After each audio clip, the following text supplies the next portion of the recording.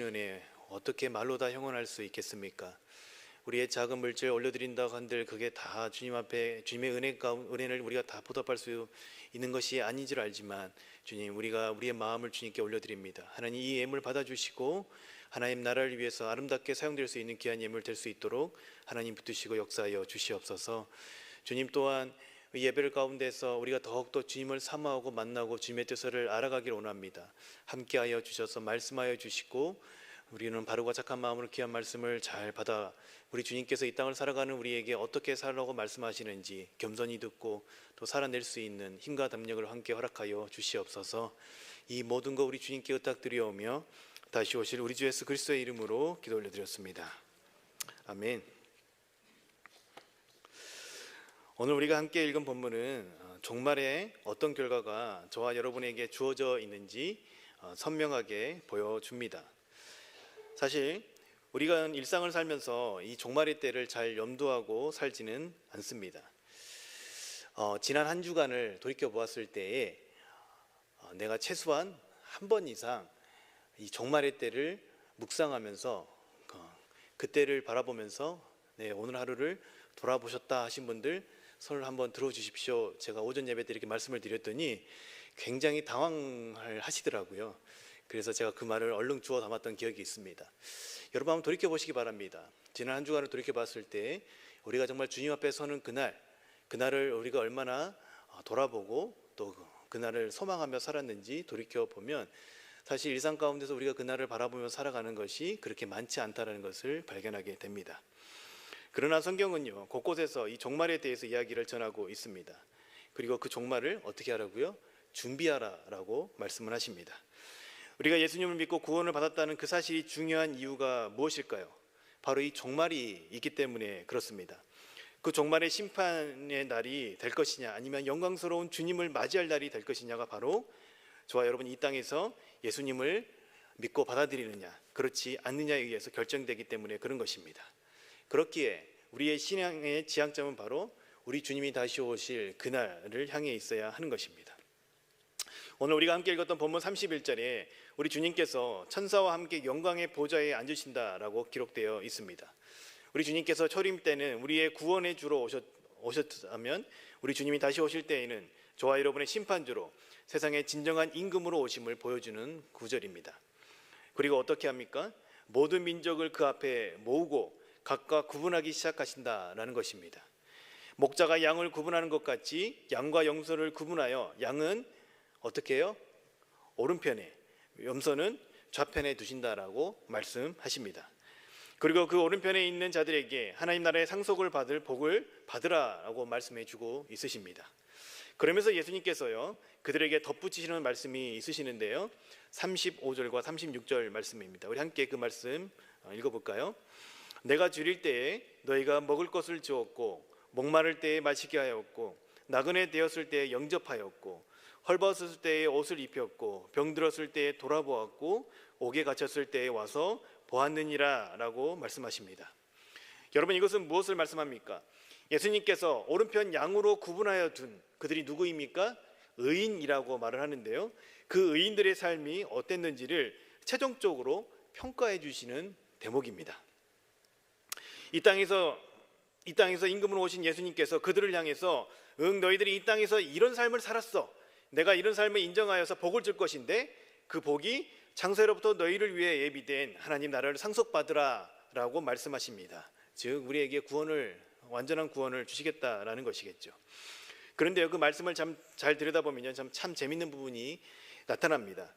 37절부터 39절의 말씀인데요, 한번 읽어볼게요. 이에 의인들이 대답하여 이르되 주여, 우리가 어느 때에 주께서 줄이신 것을 보고 음식을 대접하였으며 목마르신 것을 보고 마시게 하였나이까? 어느 때에 나그네 되신 것을 보고 영접하였으며 헐벗으신 걸 보고 옷 입혔나이까? 어느 때에 병드신 것이나 옥에 갇힌 것을 보고 가서 배웠나이까 하리니, 이렇게 기록되어 있습니다. 여러분 보십시오. 예수님께서 말씀하신 것과 의인들의 그 대답이 엇박자가 나는 것처럼 보여지지 않으십니까?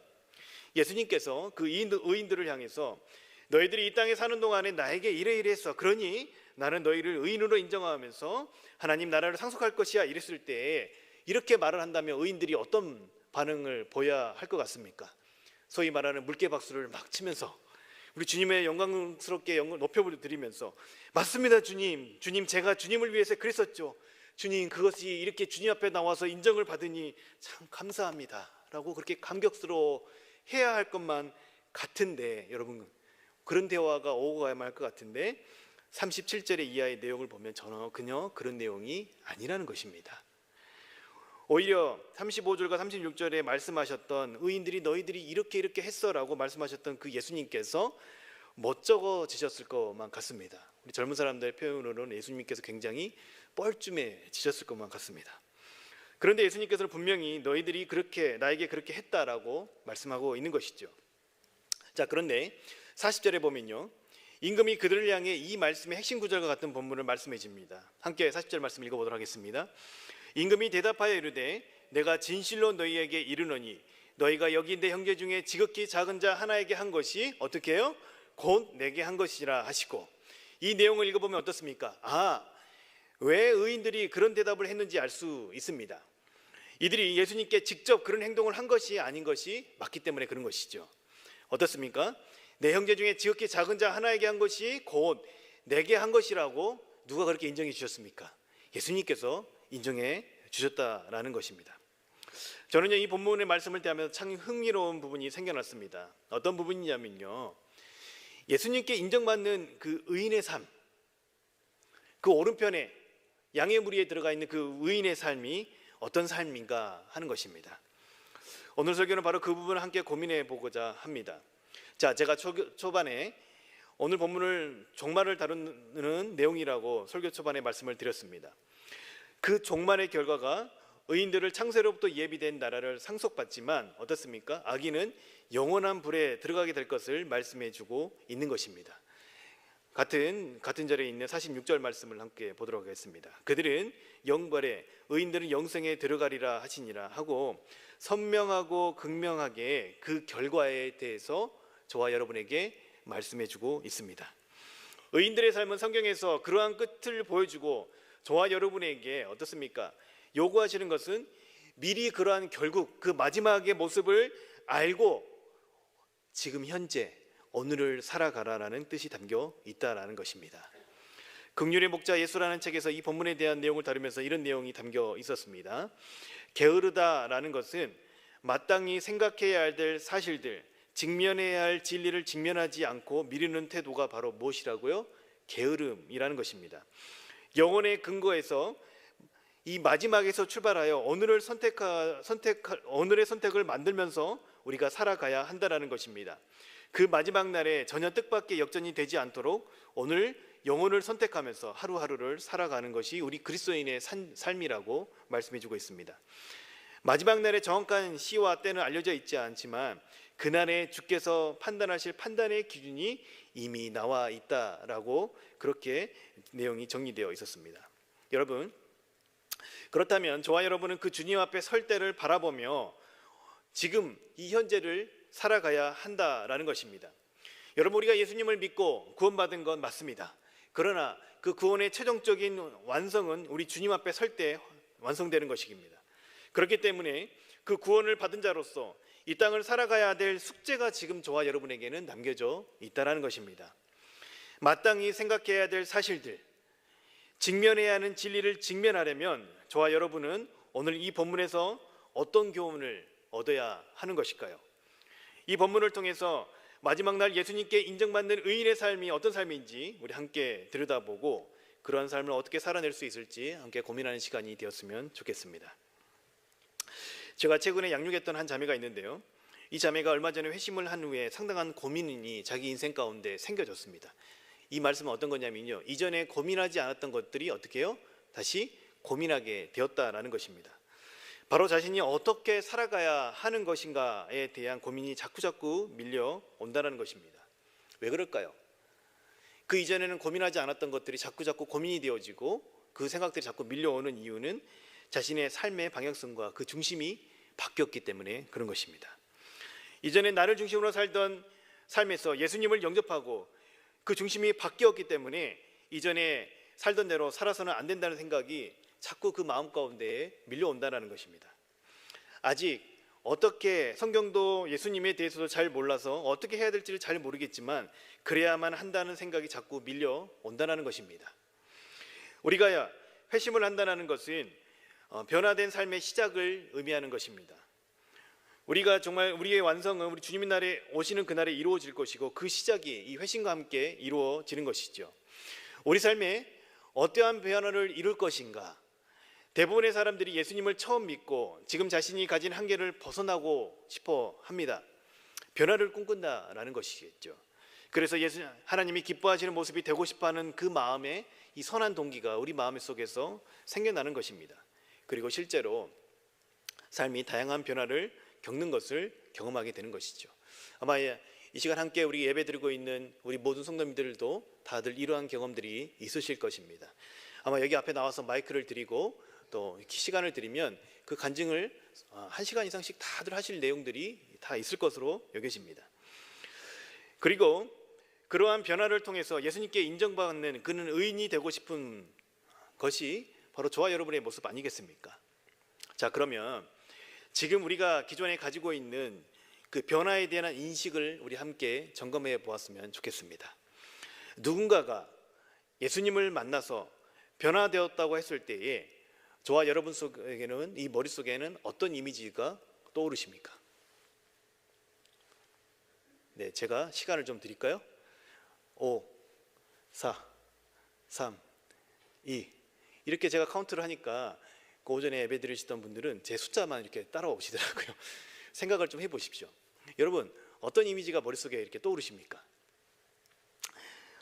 열심히 아마 이런 이미지들이 다 떠오를 겁니다. 우리가 예수님을 믿고 난 다음에 열심히 예배 생활 잘하고 셀 모임에서 열심히 참여하고 또 봉사의 자리를 찾아다니고 술과 담배와 같이 세상적인 것들을 끊어내고 전도에 열심을 내고 이 언어의 습관들이 바뀌고 이런 변화들이 자연스럽게 우리 머릿속에 떠오르지 않으십니까? 맞습니다. 이러한 이미지들은 내면의 변화가 없이는 일어날 수 없는 것들입니다. 우리 마음 가운데 로마서에 보면 하나님 두기를 싫어했던 저와 여러분이 이러한 것들을 행할 수 있는 것은 그 내면의 변화가 없이 불가능한 일입니다. 주의 성령이 우리 안에 내주하여 계시기 때문에 하나님을 기뻐하고 그 공동체를 누리는 것입니다. 그런데요, 참 의아스러운 것은 오늘 본문에서 예수님께서 인정하시는 의인의 모습과 우리가 생각하는 변화된 그리스도인의 모습에는 어떻습니까? 일치되는 모습이 나타나 있지 않다는 것입니다. 저희 어떡합니까?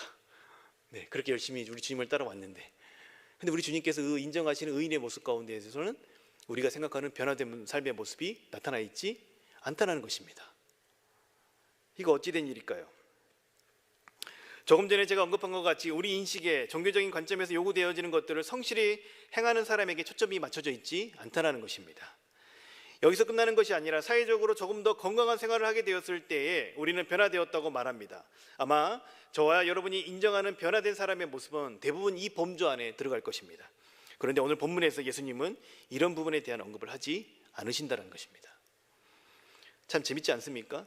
열심히 예배 생활 잘하고 셀모임 잘하고 봉사의 자리를 찾아다니고 열심히 기도하고 성경을 읽고 훈련도 받고 양육을 받아 전도에 열심을 내고 이러한 것들을 열심히 내는 것이 인정받는 의인의 삶에서 단 한 부분도 강조되고 있지 않다라는 것입니다.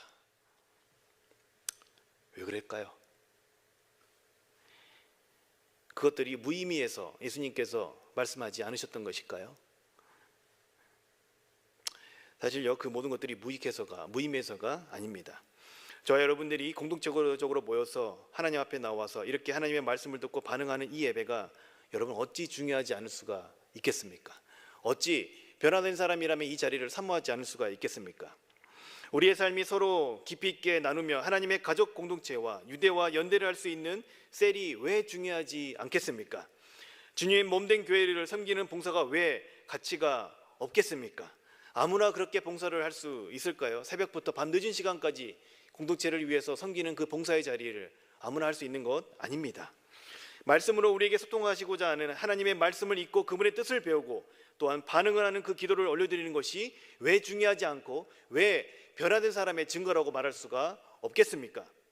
어느 것 하나 중요하지 않는 것이 없고 또한 하나님이 다 기뻐하시는 것들입니다.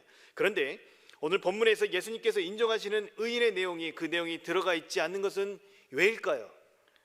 그것은 제가 말씀드렸던 또 우리가 지금까지 가지고 있었던 이미지 가운데 있었던 변화된 삶의 사람들의 그 변화된 사람들이 보여지는 그런 모습은 그것은요, 변화된 사람들만이 누릴 수 있는 우리 그리스도인들의 특권이라는 것입니다. 이게 무슨 말일까요? 우리가 예배하고 공동체로 모이며 섬기며 봉사하는 것은 우리의 의로움을 증명하는 수단이 아니라 우리의 특권이라는 것입니다. 이 모든 것들이 저와 여러분들이 하나님의 자녀로 부름을 받고 반응함으로써 하나님과 새로운 관계를 누리면서 나타나는 것들입니다. 그리고 그렇게 새롭게 하나님과의 관계를 누리는 이들이 함께 이 모든 것들을 이루어가면서 그것들을 누려가면서 우리 주님 다시 오실 날을 준비하면서 이 땅에서 미리 이 천국의 삶을 맛보는 것입니다. 그렇기 때문에 여러분, 이러한 것을 하는 것이 우리의 의로움을 드러내는 증거라고 말씀하지 않으신다라는 것입니다. 다시 한번 정리하자면 이렇습니다. 저와 여러분이 하는 그 모든 예배, 섬김, 교제, 공동체, 전도, 이것이 무엇이라고요? 구원받는 이들이 누리는 특권이라는 것입니다. 저와 여러분 안에 내주하고 계시는 성령이 계시지 않고서는 할 수 없는 것들입니다. 우리는 살아가는 동안에 그렇게 하나님과 친밀한 교제를 나누고 공동체를 섬기며 세우면서 살아가는 것입니다. 언제까지요? 언제까지요? 우리 주님 다시 오실 그날까지, 그날을 바라보면서 이 땅에서 주님과 함께 이 공동체를 누리면서 주님과의 친밀한 교제 가운데서 살아가는 것이, 그것이 저와 여러분에게 주어진 특권입니다. 그래서 오늘 본문에서 예수님께서 이 부분을 언급하지 않으신 것으로 보여집니다. 대신 우리가 예수님을 믿고 변화된 사람이라면 그 변화된 사람이 어떤 모습을 해야 되는지 그 특징이 잘 나타나 있습니다. 여러분, 오늘 본문에서 말씀하신 그 내용을 살펴보면 35절과 36절에서는요, 저와 여러분이 세상 사람들과의 관계 맺는 내용이 담겨져 있다는 것입니다. 즉, 사람을 어떻게 대하는 내용이 담겨져 있다는 것입니다. 그리고 40절에 지극히 작은 자에게 한 것이 곧 나에게 한 것이라고 말씀하십니다. 이는 곧 세상에서 저와 여러분들이 사람을 대하는 태도가 변화되어야만이 어떻습니까? 진정한 변화라는 것으로 우리 주님께서 인정해 주신다는 것입니다. 자, 설명을 드리자면 이렇습니다. 여러분, 세상은요, 모든 것을 자기중심적으로 생각합니다. 왜 그럴까요? 아주 간단합니다. 세상은요, 하나님을 인정하지 않고 하나님이 계시지 않는 것이 바로 세상이기 때문에 그런 것입니다. 만물의 주관자 되시고 세상 모든 것의 질서와 법도를 정하신 그 하나님을 인정하지 않고 하나님을 받아들이지 않는 것이 세상이기 때문에 그 세상 가운데 있는 사람들은 어떻게 생각합니까? 그 모든 것의 중심이 자기 자신이 되는 것입니다. 자기를 중심으로 판단하고 자신을 위해 살아갑니다. 모든 것이 나의 필요가 우선입니다. 나의 유익을 위해서라면 그 어떤 것도 할 수 있다라고 생각합니다. 그 중심에는 누가 있다고요? 나요, 나. 제가 있는 것입니다. 세상의 중심에 제가 있다는 게 아니라요, 우리 그 자신이 있다는 말씀입니다. 자기 자신이 있는 것입니다. 자기 자신이 세상에서 가장 중요한 가치입니다. 그렇기 때문에 이런 사람들의 특징은 어떻습니까? 세상 모든 것을 어떻게 해요? 자기를 중심으로 바라보고 판단하고 가치를 매기는 것입니다. 이것이 하나님 없는 세상의 특징입니다. 그러나 우리가 예수님을 믿으면 우리 안에 어떤 변화가 일어납니까? 내가 세상의 중심이 아니라는 것을 발견하게 됩니다. 하나님이 계시고 그분이 세상의 중심이시고 그분이 정하신 질서와 법도가 있고 그 질서 안에서 살아가는 것이 가장 나다워지는 것을 우리가 발견하고 그걸 인정하면서 살아갈 수 있게 된다는 것입니다. 여러분, 그렇기 때문에 세상을 하나님 중심으로 바라보는 새로운 관점이 생겨나는 것입니다. 그 하나님께서 나와 어떤 관계를 맺기 원하시는지 눈이 열리게 되는 것입니다. 거기서 끝납니까? 아니요, 거기서 끝나지 않습니다. 그런 하나님과의 새로운 관계를 통해서 나라는 존재가 어떤 존재인지 새롭게 인식하게 되기 시작한다라는 것입니다. 이런 이들의 특징은 세상에서 제시하는 기준으로 끊임없이 자기 자신을 비교하는 비교 우위로부터 자유함을 얻을 수 있게 되는 것입니다. 왜 그렇습니까? 하나님으로부터 부여된 고유한 가치를 깨닫고 하나님께서 자기 자신을 바라보는 절대적인 기준이 그 각 사람의 마음 가운데 생겨지기 때문에 세상 사람들의 기준에 쉽게 흔들리지 않게 되는 것이죠. 자신이 진정한 가치를 자신을 창조하신 창조주 하나님으로부터 찾았기 때문에 비로소 건강한 자기 사랑이 가능하게 되는 것입니다. 여러분, 이런 이들은 선하신 하나님의 뜻을 따라서 사는 것이 비로소 가능하게 되는 것입니다. 그 하나님께서 이 세상을 여전히 사랑하시고 인간의 타락으로 인해서 깨지고 어그러지고 죄악으로 만연한 이 세상을 회복하시고자 하시는 그 하나님의 뜻을 발견하게 되는 것입니다. 그 하나님의 뜻에 동참하여서 하고자 각자 부르심의 자리에서 하나님을 사랑하며 내 이웃을 내 몸과 같이 사랑하라는 우리 주님께서 저와 여러분에게 우리에게 주신 이 대계명을 따라서 살아가는 이들이 바로 그리스도인입니다. 여러분, 이 세상을 회복하시고자 하시는 하나님의 뜻을 이루어드릴 수 있는 유일한 대상이 누구일까요? 바로 사람들입니다. 왜냐하면 하나님께서 창조하실 때에 이 세상을 통해서 사람을 통해서 세상을 다스리길 정하셨기 때문에 그런 것입니다. 그렇기에 이 인간의 타락으로 인해서 하나님의 창조 질서가 깨지고 어그러지고 이것 가운데 죄가 만연해 있지만 하나님께서는 이 세상을 회복하실 때에도 어떻게 하십니까? 사람을 통하여서 회복을 해 가신다라는 것입니다. 왜냐하면 그것이 하나님께서 정하신 뜻이고 질서이기 때문에 그런 것입니다.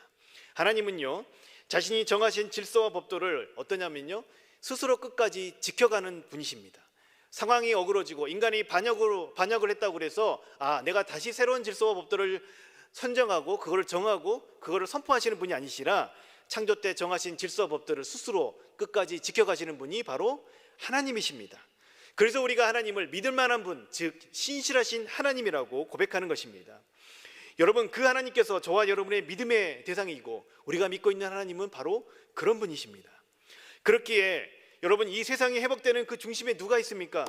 바로 이 사람이 회복되어야 되는 것이 남아있다는 것입니다. 이 사람이 회복되어야만이 세상이 회복되는 것이기 때문에 그런 것입니다. 그렇기에 하나님께서 독생하신 아들 예수 그리스도를 이 땅에 보내셔서 인간의 죄의 문제를 해결하실 수밖에 없는 이유가 바로 여기에 있는 것입니다. 세상 모든 사람들이 예수님을 믿고 돌아와야 하는 이유도 바로 여기에 있는 것입니다. 저와 여러분이 전도와 선교에 열심을 내야 하는 이유도 바로 여기에 있는 것입니다. 이 사람이 회복이 되어야만이 이 세상이 회복이 되는 것이 하나님이 창조 때 정하신 법도이기 때문이고 그것이 하나님이 이 세상을 구원할 법도 방법인 것입니다. 자, 결국 이러한 하나님의 뜻을 발견한 사람인 그리스도인들이 관심을 갖게 대상들이 있는데 그 대상이 누구일까요? 바로 사람입니다. 우리에게 주신 그 대계명도 하나님을 사랑하고 내 이웃을 어떻게 해요? 내 몸과 같이 사랑하라고 말씀하신 것입니다. 이렇듯 우리가 진정으로 예수님을 믿고 그분께서 나를 어떻게 사랑해 주셨는지 나의 참 가치를 발견하여 내 자신을 건강하게 사랑하게 되면 그 다음은 어떻게 되는 것입니까? 어떻게 해요? 타인을 향한 우리의 발걸음이 남아 있다라는 것입니다. 그래서 오늘 본문에서 예수님께서 인정하시는 의인의 모습에서도 타인을 향한 태도가 담겨 있는 것입니다. 그 내용을 구체적으로 한번 살펴보도록 하겠습니다. 여러분, 다시 35절과 36절 말씀을 함께 읽어보도록 하겠습니다. 함께 읽겠습니다. 내가 줄일 때에 너희가 먹을 것을 주었고 목마를 때에 마시게 하였고 나그네 되었을 때에 영접하였고 헐벗었을 때에 옷을 입혔고 병들었을 때에 돌보았고 옥에 갇혔을 때에 와서 보았느니라. 여러분 보십시오. 여기서 의인들이 지극히 작은 자 한 사람에게 한 행동들을 우리 함께 살펴보도록 하겠습니다. 여러분, 이들이 한 행동들을 보면요, 이들이 세상의 가치와 세상의 방법, 즉 세상 사람들이 사람을 대하는 방법과 다른 가치와 방법으로 이 지극히 작은 자 한 사람을 대했다라는 것을 발견할 수가 있게 되는 것입니다. 하나님이 그들의 삶의 중심에 있는 이들만이 가능한 행동들을 했다라는 것을 알 수 있습니다. 먼저 배고픔과 목마름에 대해서 그 내용이 나타납니다. 여러분 어떻습니까? 세상 사람들은 나의 필요가 가장 우선이기 때문에 남의 배고픔과 목마름, 즉 타인의 필요에 대해서 관심을 갖지 않습니다. 그러나 우리 예수님께서 인정하시는 의인은 어떻습니까? 타인의 필요에 관심을 기울이고 그들의 필요를 채우는 모습들이 나타나 있습니다.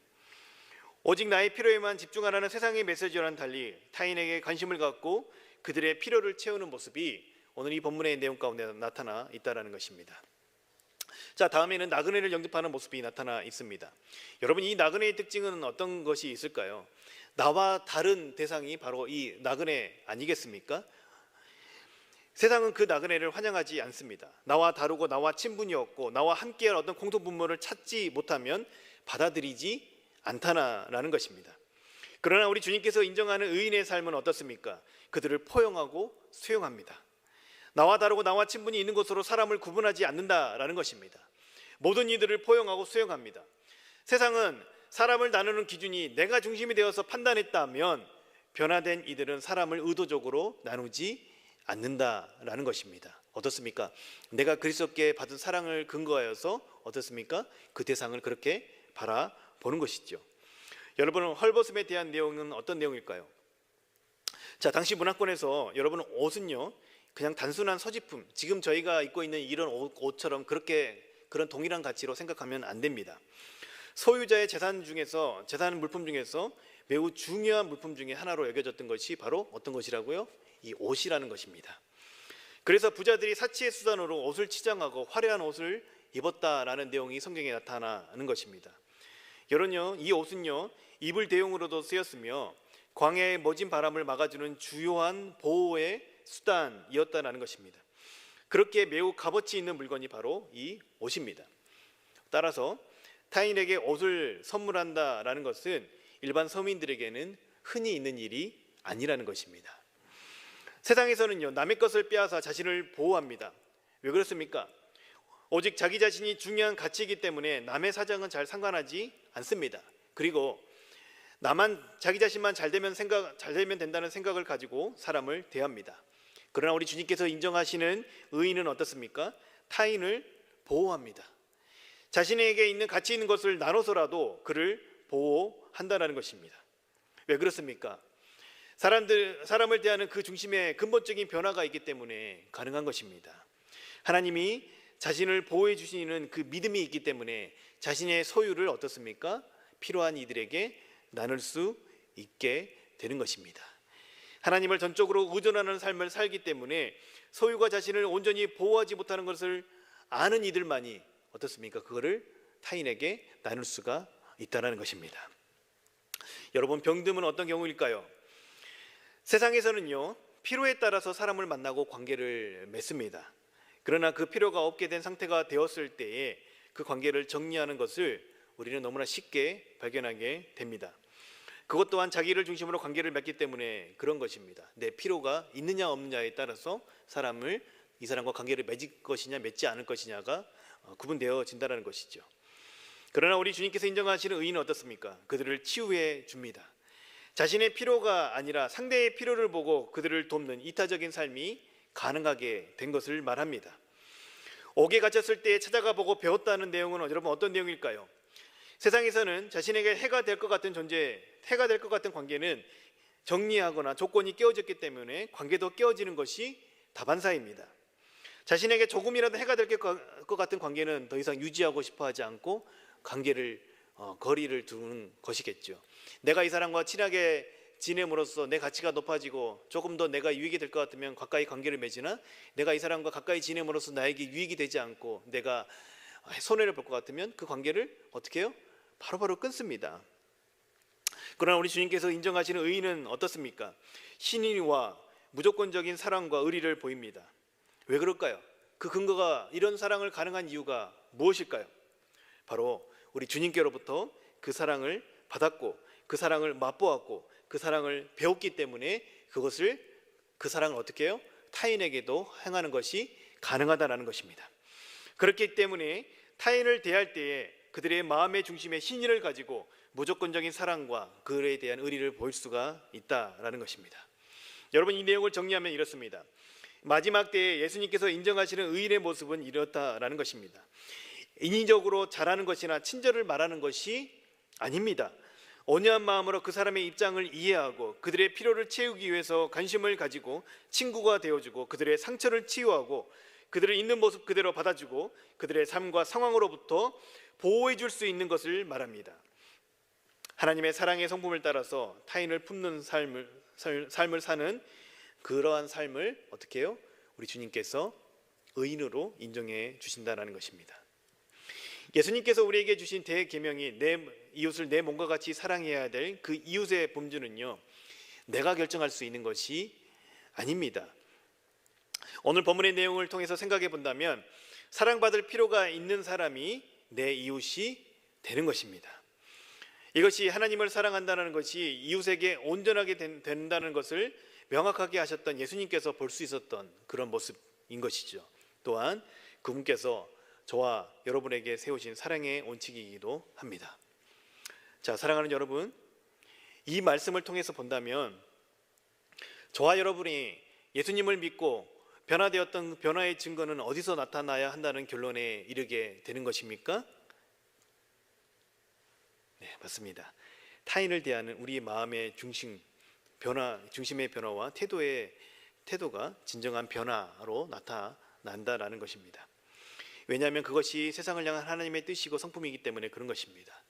그것을 발견한 사람들은 한 사람을 대하는 데 있어서 하나님을 대하는 겸손함과 온유함과 친절함이 묻어나는 것입니다. 이것이 우리 주님이 귀하게 여기시는 인정받는 의인의 삶입니다. 하나님을 사랑하고 내 이웃을 내 몸과 같이 사랑하라고 하셨잖아요. 여기서 하나님 사랑과 이웃 사랑을 어떻게 해요? 같이 두셨습니다. 이 말씀을 우리가 한번 보겠습니다. 이웃을 외면하지 않고 진실하고 온유하게 섬기는 그 태도를 누구를 대하는 것처럼 여겨주셨다라고 말씀하십니까? 네, 우리의 임금 대신 예수님을 대하는 것 같이 여겨주셨다라는 것을 우리 함께 보셨으면 좋겠습니다. 사랑하는 여러분, 말씀은요 우리에게 너무나 분명하고 선명하게 전하고 있습니다. 저와 여러분들이 하나님을 사랑한다고 한다면, 우리 삶의 주님을 받아들이고 우리가 새로운 삶을 살아간다고 한다면 반드시 타인에 대한 마음의 중심과 태도가 바뀌어야 한다라는 것입니다. 죄송한 말씀이지만 우리가 예수님을 믿으면서도 지속적으로 타인에게 우리가 아픔을 제공하는 삶을 살아가고 있다면 어쩌면 우리는 하나님의 뜻을 오해하고 있다라고 해도 과언이 아닐 것입니다. 저와 여러분의 변화의 증거는 반드시 타인을 향한 우리의 자세에서 나타날 수밖에 없습니다. 왜냐하면 그것이 하나님께서 세상을 우리 사람에게 맡기셨기 때문에 그런 것입니다. 이 사람을 회복하는 길은 하나님의 뜻을 먼저 발견한 저와 여러분들이 사람을 사랑으로 섬기고 그들을 회복으로 자리로 인도할 수 있기 때문에 그런 것입니다.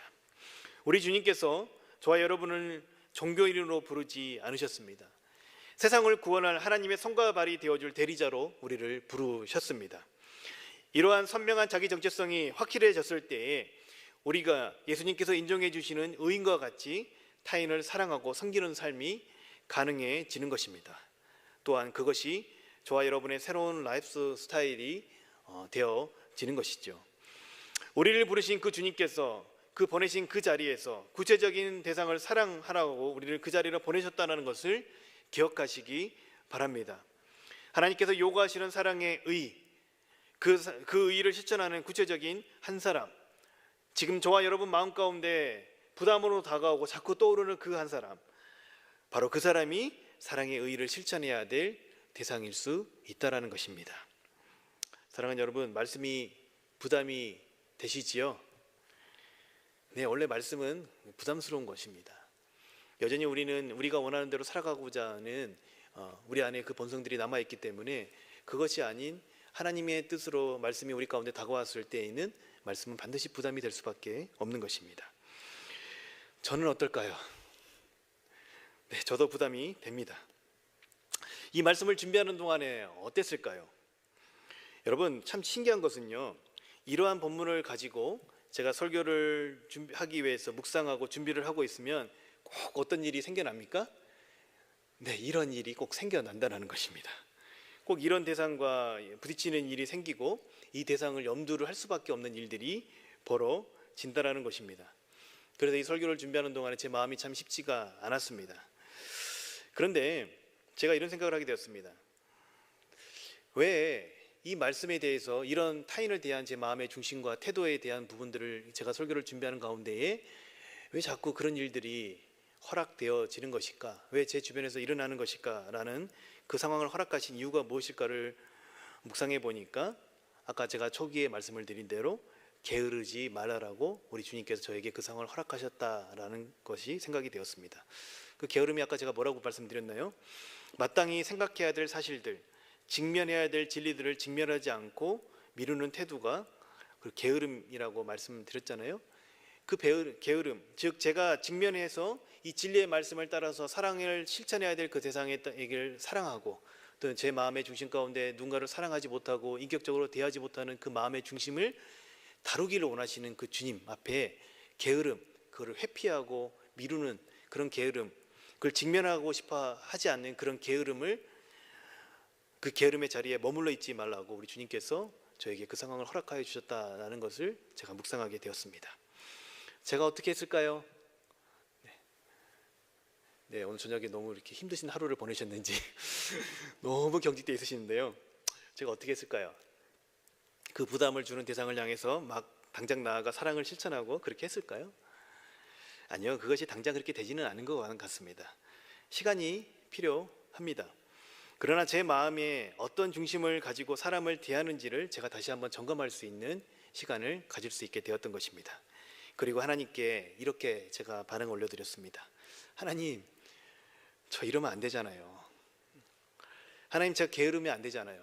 하나님, 제 힘으로 안 되는 거 아시지요? 이러면서 제가 하나님 앞에 제 힘으로 할 수 없어서 제 안에 계신 성령님을 의존합니다 라고 이렇게 고백을 올려드렸습니다. 그리고 제가 계속해서 이 마음을 품고 사람을 대하는 제 마음의 중심을 다시 한번 살피겠노라고 하나님 앞에 결단하는 기도를 올려드렸었습니다.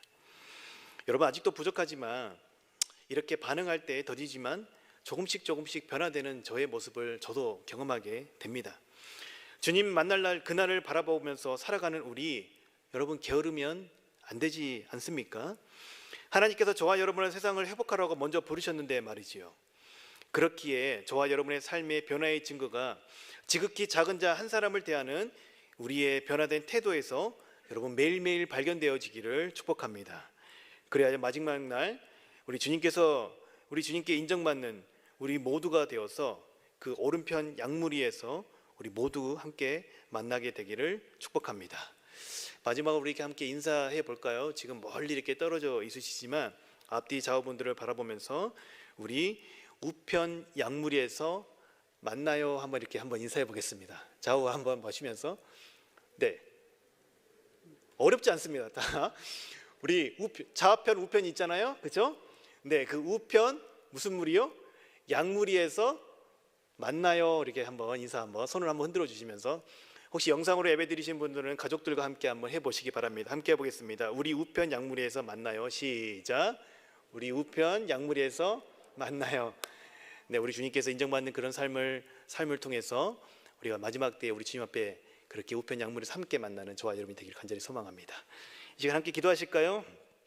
이 시간 함께 기도하실 때 하나님, 우리가 정말 주님을 사랑하는 우리 삶의 증거들이 우리 주변에 우리 주님께서 허락하신 사람들을 대하는 우리의 삶의 태도에서 나타날 수 있도록 주님 우리를 붙들어 주시옵소서. 마땅히 생각해야 될 사실들, 직면해야 될 진리를 직면하지 않고 미루는 그런 게으름의 자리에 머물러 있지 않고 주님의 사랑의 명령 가운데 우리가 순종하여서 주님 살아낼 수 있도록 주님 우리를 도와주시고 주의 성령께서 우리의 삶을 이끌어가 주시옵소서. 우리 그렇게 주님 앞에 함께 기도하도록 하겠습니다. 기도하시겠습니다. 아버지 하나님, 우리가 정말 주님 앞에 서기를 원합니다. 우리가 정말 우리 삶 가운데에 하나님께서 예수 그리스도를 통하여서 이뤄놓으신 놀라운 그 구원을 경험하고, 또 그렇게 우리가 매일매일 주님 앞에 나와 예배드리고 주의 말씀을 사모하고 주께 기도드리며 또 주의 공동체를 섬기며 공동체를 세워가며 살아가는 이 특권을 우리 가운데 허락하여 주심을 너무나 감사드립니다. 주님, 우리가 그렇게 하나님을 사랑하고 정말 우리가 주님 앞에서 건강한 주님의 공동체를 경험하며 또한 그렇게 우리 자신을 온전히 사랑했을 때에 반드시 우리의 시선이 타인을 향해 나아가야 할 줄 믿습니다. 주님, 우리가 멈추지 않고 우리에게 허락된 관계들을 향해 나아갈 수 있는 저희가 될 수 있도록 주님 붙드시고 역사하여 주시옵소서. 그리하여 세상 사람들이 이렇게 관계를 맺고 이렇게 살아가는 것이다 라고 우리에게 말할 때, 아니 그렇지 않다라고 우리 주님께서 우리 가운데 명하신 사랑의 의의를 행할 수 있는 저희의 삶이 될 수 있도록 주님 붙드시고 역사하여 주시옵소서. 그래야 정말 우리 주님께서 마지막 날 우리를 양과 염소의 무리로 나눌 때에, 또 우리를 좌와 우로로 나눌 때에 하나님, 우리가 정말 주님 편에 서서 주님께서 인정하시는 의인의 무리 가운데서 정말 우리 주님께서 기뻐하시는 모습으로 우리 주님 앞에 칭찬받는 우리의 모든 삶이 될 수 있도록 주님 붙드시고 역사하여 주시옵소서. 지극히 작은 자 하나에게 한 것이 내게 한 것이라는 우리 주님의 말씀이 하나님 우리 가슴 가운데 선명히 새겨져서 하나님 말씀의 부담 앞에 하나님 우리가 온전히 반응하여서 나아갈 수 있는 저희가 될 수 있도록 주님 붙드시고 역사하여 주시옵소서. 주님 우리 힘으로 할 수 없습니다. 주님 우리의 힘으로 할 수 없습니다. 주께서 우리를 구원의 자리로 인도하여 주셨던 것처럼 주님께서 우리를 구원의 자리로 인도하여 주셨던 것처럼 다시 한번 주님을 의지하고 바라보고 나아가오니 우리 안에 내주하시는 성령 하나님께서 다시 한번 우리에게 사랑할 수 있는 힘과 담력을 허락하여 주셔서 우리 주님께서 기뻐하시는 아버지 은혜 자리에 우리가 서 있을 수 있도록 주님 우리를 붙드시고 그렇게 우리를 인도하여 주시옵소서. 오 주님, 우리와 함께 하실 주님을 간절히 소망합니다. 오 주님, 함께 주님 앞에 영광 올려드립니다. 주님 홀로 영광 받아 주시옵소서. 다시 오실 우리 주 예수 그리스도의 이름으로 기도 올려드렸습니다.